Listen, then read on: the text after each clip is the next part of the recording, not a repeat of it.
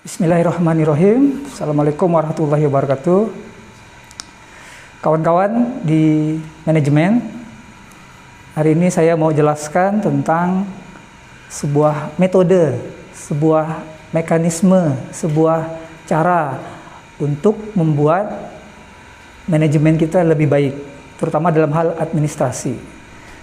Ini kita sebut salah satu bagian dari tool set. Sementara ini kita biasanya kesulitan memilah-milah. Ini bagian apa, ini bagian apa, ini untuk apa, ini untuk apa. Ini masukkan kemana, ini masukkan kemana.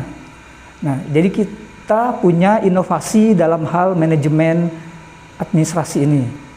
Saya sebut berdasarkan warna. Jadi kita menggunakan warna.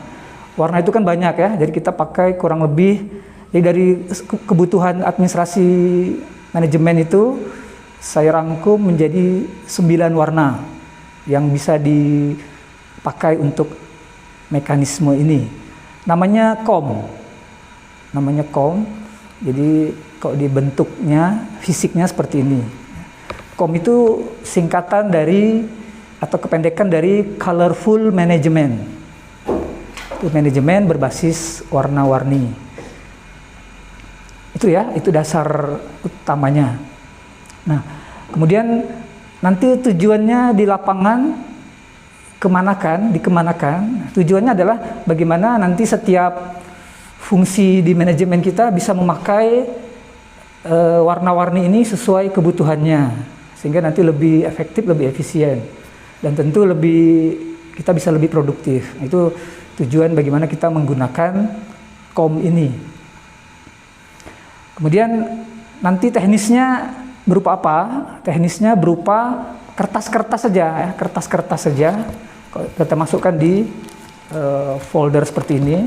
Nanti kertas-kertas itu menyesuaikan warnanya, urutan-urutannya di mana, nanti siapa duluan dan sebagainya. Sehingga nanti orang melihatnya hanya, oh warna ini begini, warna itu begini ya. Seperti itu. Jadi rekan-rekan bisa nanti membuatnya dalam bentuk warna-warni benar sesuai dengan warnanya tadi, kan bisa di print ya, atau namanya doang, namanya sesuai warna tersebut ya. Nah, nanti kertas-kertas itu akan dimasukkan di folder kalau seperti ini, atau di buku itu juga bisa, buku kita kumpulkan nanti di staples, atau di map juga bisa ya, di map yang bisa dilepas-lepas itu kita masukkan sesuai urutannya, diikat ya, jadi sebuah kumpulan ya, itu disebut COM. Atau bisa juga inovasi lain, misalnya kita tempel di dinding ya, warna A, warna B, warna C, itu sehingga kita mudah melihatnya berbasis warna tersebut. Kalau bagus sih di print sesuai warnanya sehingga enak langsung dilihat berbasiskan warnanya. Oke, itu ya teknis umumnya. Nah, sekarang kita masuk ke warna-warna tersebut ya. Warna apa yang kita gunakan? Jadi kita mulainya bukan dari warna, tapi dari maknanya dulu ya, maknanya. Yang pertama, ketika kita menyusun manajemen, yang pertama adalah tentukan apa targetnya, apa tujuannya. Bahkan kalau belum mengerti, apa definisinya dulu ya. Jadi kalau secara umum dasarnya adalah definisi, tujuan, target, nanti baru sasarannya kemana, dan mungkin sampai ke KPI-nya ya. KPI itu Key Performance Indikatornya apa, berapa. Nah, itu semua detail tertulis di warna pertama. Karena ini belum terwujud, maka warna pertama ini tentu warna yang pure, warna yang murni. Nah, warna murni itu, air pure itu adalah putih. Jadi kita sebut white. Nah, karena ini buku, maka kita sebut white book. Ya, isinya tadi ya, saya ulang ya, bisa definisi, bisa tujuan, sasaran, target, sampai KPI-nya. Sehingga ketika kita melihat pertama kali, kita langsung tahu ini. Oh, this is my target. Ini target saya. Berapa, kapan, ya. Nanti akan kemana, itu di white book. Ya, itu ya. Kemudian yang kedua, setelah white book, kita kan tentu harus menerjemahkan menjadi kapan dilakukan, ya, kapan dilaksanakan. Nah, maka teman-teman manajemen akan rapat kerja, bisa tahunan, per semester, per CAU, bulanan, atau mingguan. Nah, rapat itu tersebut tentu akan menentukan kegiatan tadi ya, kegiatan yang sudah tertulis di whitebook itu, target-target di whitebook tadi akan dilakukan kapan, ya, kapan. Nah, kita harus berani menentukan tanggalnya kapan, ya. Nah, masalahnya di manajemen kadang ada situasi kondisi tidak tetap, ya. Situasi kondisi tidak tetap berubah karena suatu dan lain hal, ya. Maka kita manajemen itu harus versatile, ya, harus fleksibel, ya, fleksibel. Jadi tapi fleksibelnya bukan menyusut tapi berkembang. Ini filosofi tanaman, ya. Tanaman itu kan bukan menyusut, ya, tapi berkembang. Kecuali sudah kita tebang, ya, tebang kan menyusut. Tapi kalau dia tumbuh, maka dia akan berkembang. Dan filosofi tanaman itu sama dengan filosofi kita buat jadwal, ya. Jadwal bisa berkembang. Misalnya tadi rencananya mau 2 kali, tapi karena waktunya ada kosong kita buat jadi 3 atau 4 kali, begitu ya. Rencananya bulan ini, tapi karena sepertinya ada momen yang lebih tepat di bulan lain, bisa kita ubah, ya. Nah, itu maksudnya versatile tadi, ya. Kita ubah sesuai dengan tanggalnya, sesuai dengan kondisinya, atau ada momen tertentu, ya. Jadi berkembang ini warnanya tanaman adalah hijau, maka ini disebut green book. Bentuknya adalah seperti jadwal atau timetable atau timeline, ya. Nah, itu biasanya dilakukan setelah kita rapat kerja, bisa tahunan, semesteran, per CAU, bulanan, 2 bulanan, atau mingguan, ya. Nah, berikutnya tentu kita akan melakukannya, ya. Tim akan melakukannya. Tapi sebelum melakukan nggak bisa sembarangan, ya. Harus ada sedikit training atau briefing atau pembekalan atau penataran, ya, dan sebagainya agar kita mengetahuinya.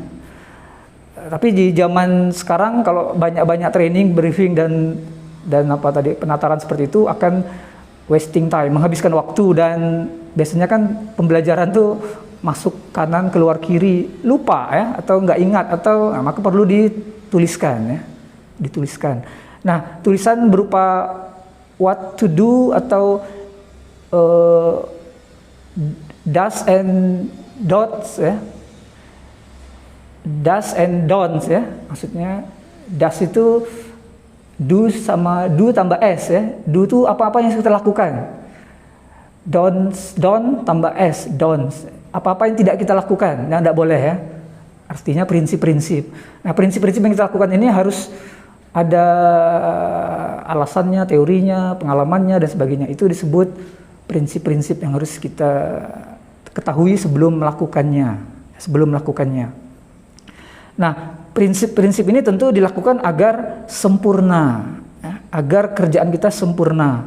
Nah, sempurna itu biasanya, ya, filosofi adalah warna biru. Maka ini disebut blue book, ya, blue book. Jadi ketika manajemen melakukan sesuatu hal ini, maka ini blue booknya. Melakukan hal ini blue booknya, ya, agar kita tahu tadi does and don'ts, ya. Atau strategi-strategi kecil, ya. Jangan terlalu detail, ya. Nanti kalau detail jadi nggak fleksibel lagi, ya. Itu namanya blue book, warna biru. White, green, dan blue ini artinya kita belum melakukan sesuatu, ya. Kita baru tahap perencanaan. Jadi 3 warna pertama adalah 3 warna perencanaan. Ya, paham, ya? Berikutnya baru kita beraksi. Nah, beraksi kita punya 1, 2, 3, 4 warna, ya. Warna untuk aksi.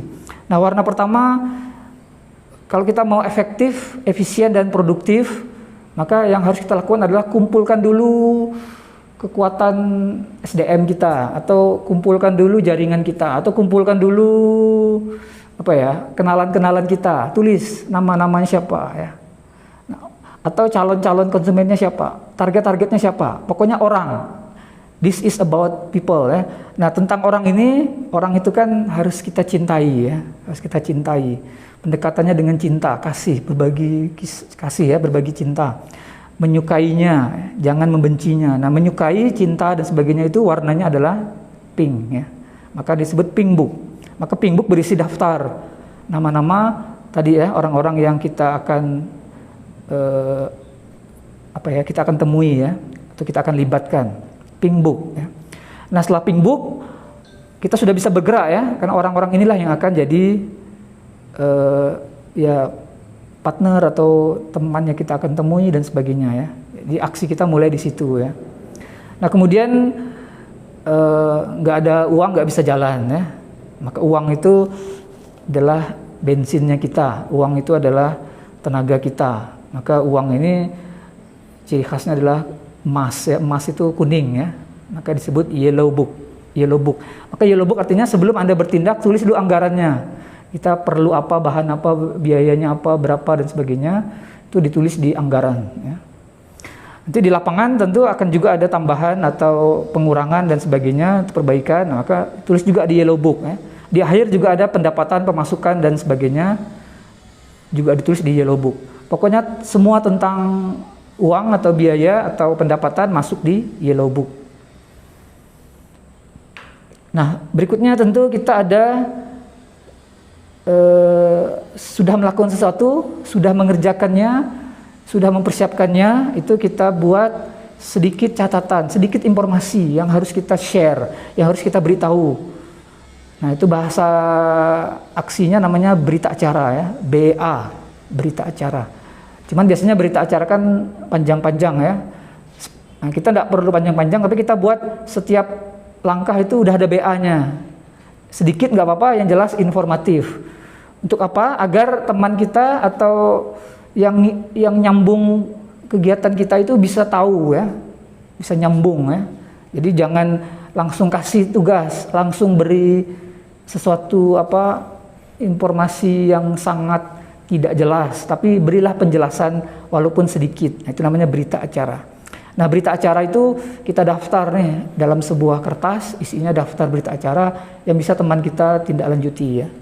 Nah, biasanya kalau di kantor-kantor sering buat berita acara ya, berita acara pembelian, berita acara pembuatan, berita acara pemesanan, berita acara dan sebagainya.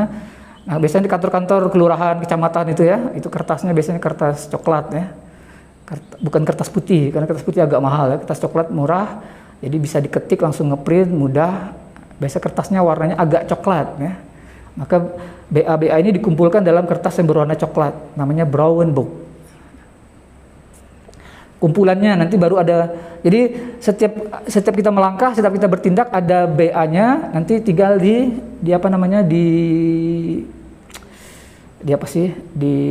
daftar ya, di daftar. Nah, daftar itu kita tuliskan juga di brown book ya. Jadi brown book itu halaman pertamanya itu daftar ya, daftar. Sehingga kita bisa menceklis mana yang kita perlu baca, mana yang perlu tidak lanjuti, dan mana yang di-share ke atau dioper ke yang lain sebagainya.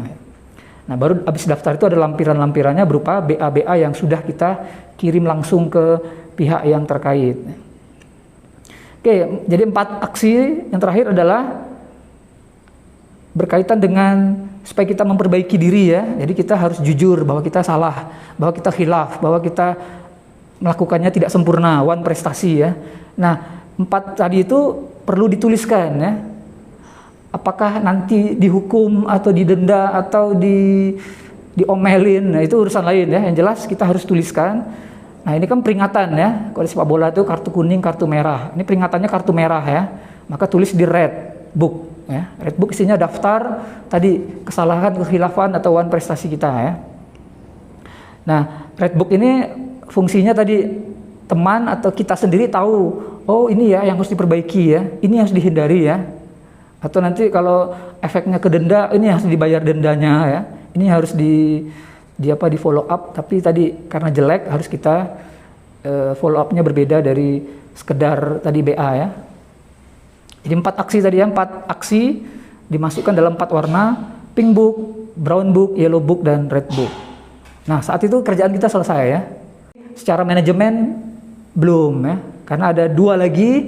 Ini 2 lagi sangat penting untuk keberlanjutan ya. Karena manajemen kan bukan dadakan atau sekali aja, tapi pasti berlanjut. Nah, supaya berlanjut maka tentu ada perbaikan ya. istilahnya monitoring dan evaluasi. Ini nggak boleh kita hindari, nggak boleh kita tinggalkan. Nah, monitoring dan evaluasi ini juga butuh data. Data itu apa? Data itu yang perlu untuk diperbaiki ya. Nah, ini berupa peningkatan SDM atau HR kita.